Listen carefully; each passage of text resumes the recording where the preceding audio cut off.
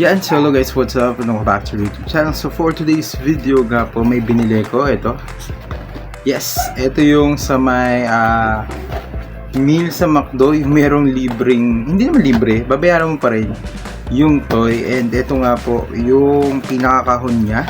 Pero ano nga ba yung laman nito? Actually, maraming kang pwede pagpilian doon. Meron yung mga dispenser ng soft drinks, ganun. Meron yung bag mismo kung saan nilalagay yung sa may mga order natin, yung mga itsura na yun. And yung pinili ko is yung actual na mukha ng store, which is titignan natin kung ano nga ba yung pinakalaman nito. So eto nga po yan, pag bubuksan nyo siya, tatanggalin mo lang siya dito, there and there. Actually, kwento ko lang, ano, sabi ni mama, tawa-tawa kasi si mama nung binili ko to. Ito yung pinakalaman niya, meron pa siyang maliit. So ito lang siya actually, kahit tignan nyo yung loob pa yan. Sure. Yung pinakaloob niya, wala na. Ito lang yun. Ayan, then may kasama din tong pagkain, depende sa inyo kung ipipiliin nyo. Yung akin, one piece chicken and tawag dito, fries. Yung laman nun sa akin. Tapos ito na siya. Nakikita nyo yan. Yan yung napili ko, which is yung store. Siyempre, hindi naman natin mabibili lahat. So, ang pinili ko na talaga, yung may pinaka store. And buksan na nga po na, actually may QR code siya, no? I don't know para sa inyo ko QR code na to. Scan to play. So, pwede mo siyang laruin. Basta i-scan mo lang siya. So, ang nakalagay dito, wow So, bagay international lang McDo pero tignan natin kung ano nga po itsura nung pinaka laruan niya. So, meron siyang nakabalot. What's this? Grabe na yung pagkakabalot. Akala mo naman talaga. So, eto, oh my god. Ito yung pinaka-itaas, which is yung may McDonald's. And actually, parang na-excite ako kasi ano siya? Patanggal ba to? Hindi naman. Ayan, na-excite ako kasi syempre, kung pipili man ako, syempre yung mismo store na ng McDonald's.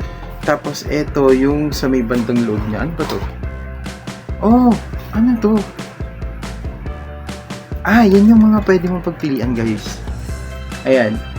Meron siya yung parang pinaka meal, meron din siya yung paper bag ng McDo, meron siya yung parang grillan, yung dispenser ng soft drinks, meron siya yung upuan, there.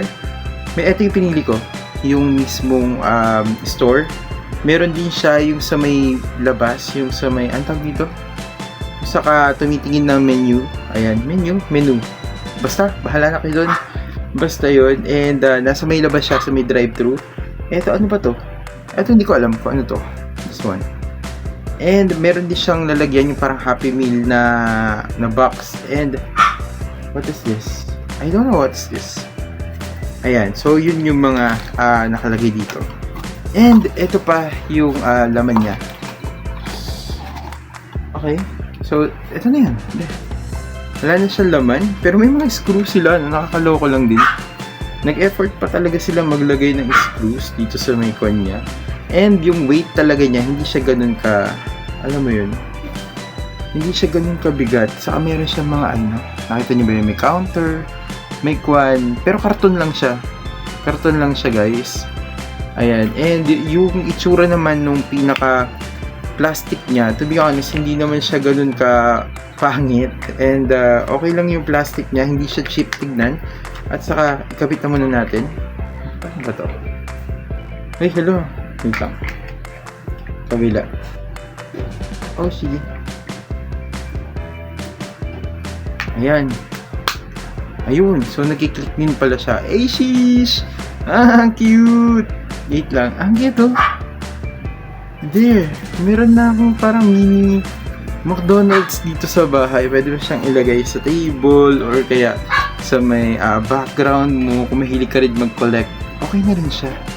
Para sa akin, ang cute niya. And hindi ako sisisi kung bakit ito yung pinili ko. So guys, ayan. Bilhin na rin kayo sa may McDo. 224 kung hindi ako nagkakamali yung price nito.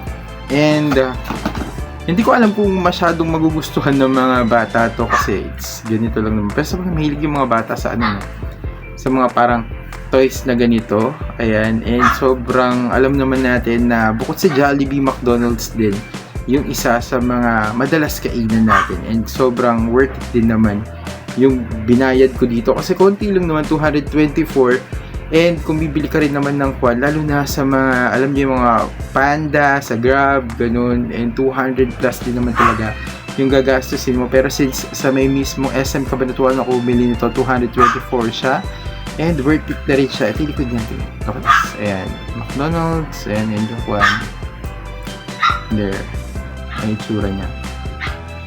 Sa baba and yung one. Ayun. So, kung nagustuhan nyo ka mag-comment, like and subscribe na nga po kayo.